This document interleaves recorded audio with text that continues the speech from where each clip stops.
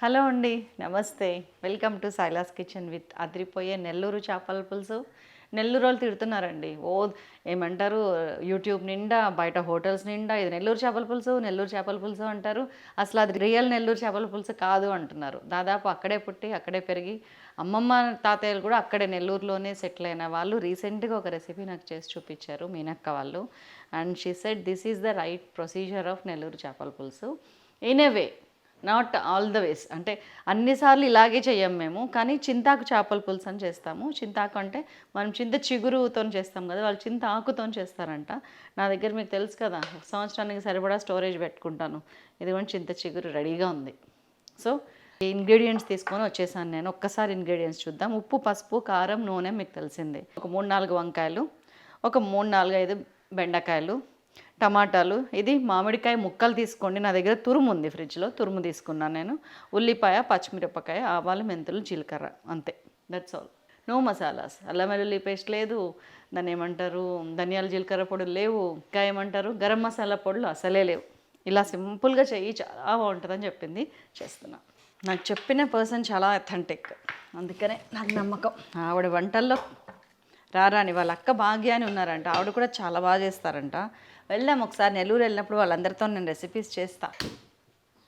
Stove అంటించేసాను. Ingredients very less కదా. ఈ బెండకాయలు, వంకాయలు, టమాటాలు ఇంట్లో ఉండేవే. మీకు దొరకందల్లా చింతాకు ఒకటి, చింత చిగురు లాంటిది ఉంటే తీసుకోండి. అండ్ మామిడికాయ ఒకటి. మామిడికాయ ఇప్పుడు మనకి నెక్స్ట్ 2-3-4 మంత్స్ మామిడికాయ ఫుల్ సీజను. పెద్ద పెద్ద ముక్కలు కట్ చేసి వేసేసుకోవచ్చు. నేను తురుము ఉంది నా దగ్గర, ఫ్రీజర్లో పెట్టింది, దాన్ని తీసుకున్నా. ఇలా అయితే నాకు మా ఇంట్లో గ్రేవీ చిక్కగా ఉంటుంది. పప్పులో వేస్తాను. నిన్న పప్పు పులుసు చేశాను ఫ్రెండ్స్ వచ్చినప్పుడు, మామిడికాయ వేసి చేశాను. అసలు సూపర్ అంటే సూపర్ అని తిన్నారు. అంటే చింతపండు తక్కువ, మామిడికాయ ఎక్కువ అనమాట అందులో. బాగుండింది. ఇది కోల్డ్ ప్రెస్డ్ ఆయిల్, ప్యూర్ గానుగ నూనె తెప్పిస్తున్నాను ఈ మధ్యన. వాడుతున్నాను కొంచెం, నాకు సాటిస్ఫైడే ఉంది. మిత్రా న్యాచురల్స్లోనే తెప్పించాను. మీకు మొత్తం చూసాక చెప్దాంలే అని చెప్పట్లేను. చేపల పులుసులో ఆయిల్ బాగానే పడుతుందండి. నేను ఒక 3-4 టేబుల్ స్పూన్స్ వేసుకుంటున్నాను. ఆయిల్ కాగింది. ఇదిగోండి, ఆవాలు, మెంతులు, జీలకర్ర అన్నీ హాఫ్ టీ స్పూను పోపు, కరివేపాకు వేసేసిన. దూరం వెళ్ళి చూస్తున్నా. ప్రాణం అంటే తీపి ఉన్న వాళ్ళు మూకుళ్ళలోకి తొంగి చూడగలరా. కరివేపాకు వేసి, ఉల్లిపాయ కొంచెం పెద్ద ముక్కలే కట్ చేసుకోండి.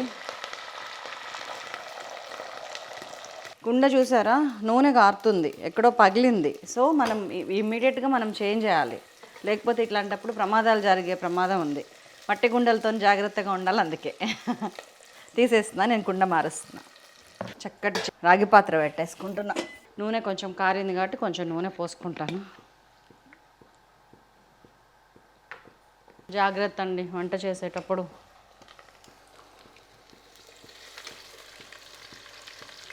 ఇల్లైనా, వాకిలైనా, పిల్లలైనా, కుటుంబమైనా, ఏదన్నా మనం ప్రశాంతంగా ఆరోగ్యంగా ఉంటేనే వాళ్ళు బాగుంటారు. లేకపోయినా నడుస్తుంది చల్తీకనాం గాడి, కానీ మనం చూస్తా ప్రమాదాలను తెచ్చుకొని చేయలేం కదా. ముఖ్యంగా వంటగదిలో ఉన్నప్పుడు ఆడవాళ్ళు చాలా జాగ్రత్తగా ఉండాలి. మట్టి పాత్రలో ఉండేటప్పుడు ఎలా జాగ్రత్తగా ఉండాలో కూడా మనకి ప్రాక్టికల్గా ప్రూవ్ అయిపోయింది. 3 years అయింది. అంటే ఓటుకుండ కూడా ఇచ్చినాడు. 2-3 సార్లు వండాను, తర్వాత బ్రేక్ అయింది బహుశా. కొంచెం వేగాలి ఉల్లిపాయ, జస్ట్ 1 నిమిషం పాటు. ఆ తర్వాత దీంతో పాటు వేగనిద్దాం. టమాటాలు, అల్లం వెల్లుల్లి పేస్ట్ కూడా వేయకుండా చేపల పులుసు చేయడం నేను ఫస్ట్ టైం, కానీ తిన్నాను, చాలా బాగుంది. పసుపు ఒక 3/4 టీ స్పూన్, ఉప్పు 2 టీ స్పూన్స్ వేసేస్తున్నా. దీంతో బాగా వేగుతుంది పసుపు, ఉప్పు వేస్తే. హై ఫ్లేమ్ మీద మొత్తం. ఇందులో చింతపండు పులుసు తక్కువ పడుతుంది, ఎందుకంటే మామిడికాయలో పులుపు ఉంది, టమాటాల్లో పులుపు ఉంది, చింత చిగురులో పులుపు ఉంది.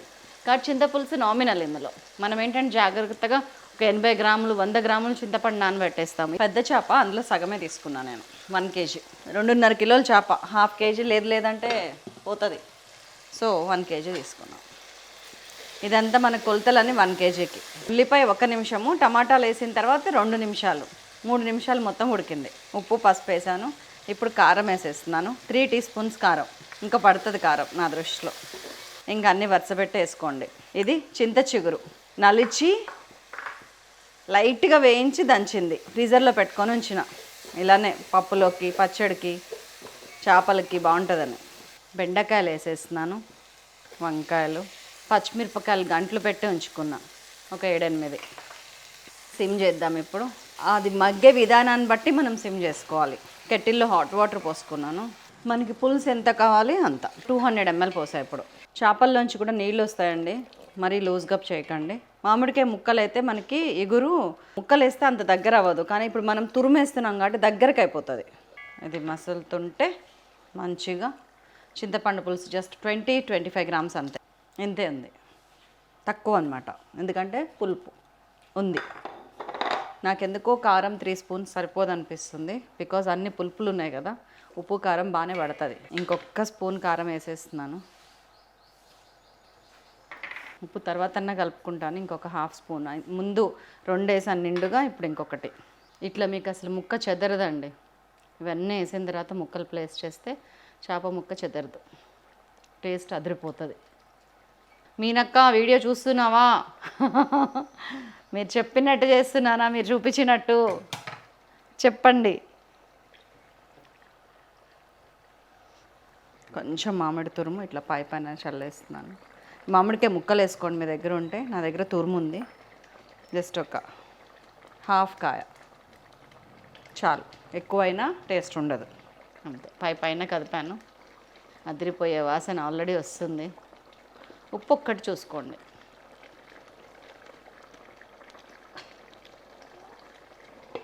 మూత పెట్టేస్తున్నాం. కొంచెం తగ్గించాను మరి, ఎందుకంటే రాగి పాత్రలో, ఇత్తడి పాత్రలో, కంచు పాత్రలో ఈవెన్గా కింద ఫ్లేము ఇట్లా స్ప్రెడ్ అవుతుంది. మనం ఎట్లాగో తీసుకున్న పాత్ర వెడల్పు పాత్ర, ఫిష్కి ఎప్పుడు ఇలాంటి పాత్రలే తీసుకోవాలి, వెడల్పుగా ఉండేవి.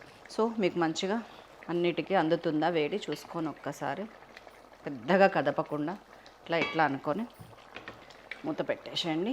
ఆటోమేటిక్గా వస్తుంది. ఒక్క 5 నిమిషాలు 6 నిమిషాలు ఇట్లా ఉడకనివ్వండి, తర్వాత చూద్దాం.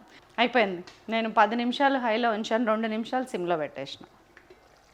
కొత్తిమీర లైట్గా చల్లేసాను. వంకాయ బెండకాయ 2 అయిపోయి ఉంటాయి, కట్టేస్తున్నాను. అయిపోయింది. ఉప్పు కారం అన్నీ సరిపోయినాయి. ఇంకా దీన్ని వేసుకొని తినుడే. చాలా చాలా బాగుందండి, వెరైటీగా ఉంది. అండ్ నిజమైన అసలు సిసలు పులుసు తింటున్న ఫీలింగ్ వచ్చింది. ఆ వంకాయలోంచి వచ్చే టేస్ట్ కానీ, బెండకాయలు వచ్చే టేస్ట్ అన్నీ కూడా కలిసినాయి. ఇందులో మీకు ఇష్టపడితే కనుక వెన్నపూస ఉంటే కొంచెం వేసుకోవచ్చు లాస్ట్లో, చాలా బాగుంటుంది. చాలా బాగుంది, నోరు ఊరుతుంది. నాకు పొట్ట కింద ముక్కలు అవి చాలా ఇష్టం. సో నేను అది వేసుకొని తింటా. ఏది తీసుకుంటా?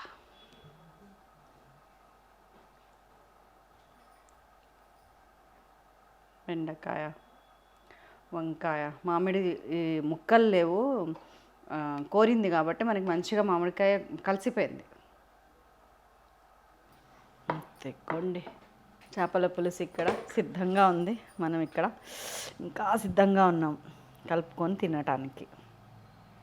మీరు పొడుగు వంకాయ కాకుండా తెల్ల వంకాయ వేసినా, లేకపోతే నల్ల వంకాయ గుండ్రప్పుడు వంకాయలు వేస్తే ఇంకొంచెం ఉడకటానికి టైం పడుతుంది.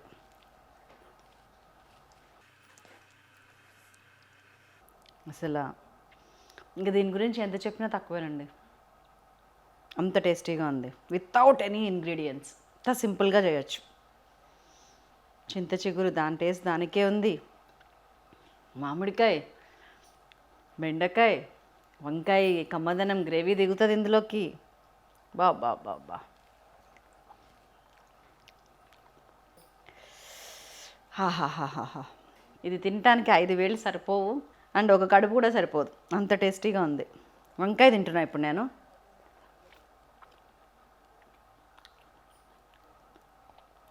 కరిగిపోయింది, ఉడికిపోయింది వంకాయ, చాలా బాగుంది.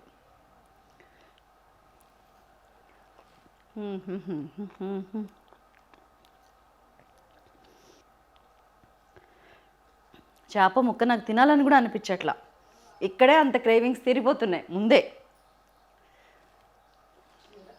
ఇప్పుడు పడాలి. ఆహా ఏమే రుచి. ఇందులో చిన్న చేపలు అంటే వేసుకోండి, మా అక్క చెప్పింది. Very nice, excellent. వాహ్వా.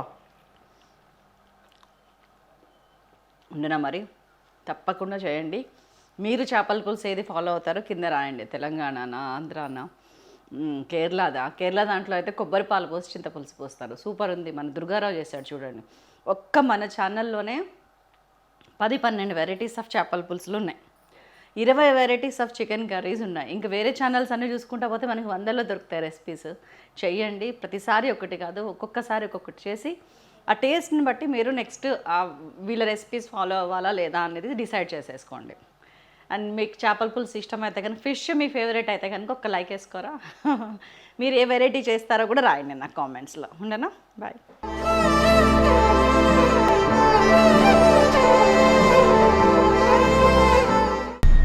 సింపుల్గా స్వీట్గా నాకు చాలా ఇష్టమైన పాత చీర, ఇది దాదాపు దీని ఏజ్ 5-6 ఇయర్స్ ఉంటుంది. నేను లావ్ అయిన తర్వాత షిఫాన్ శారీస్ కట్టడం తగ్గించేశాను, ఎందుకంటే పొట్ట అది ఎక్కువ కనిపిస్తుందని. ఈ మధ్యన కొంచెం 6-7 కిలోలు తగ్గిన, అందుకని మళ్ళీ షిఫాన్స్ కట్టే ధైర్యం చేస్తున్నాను.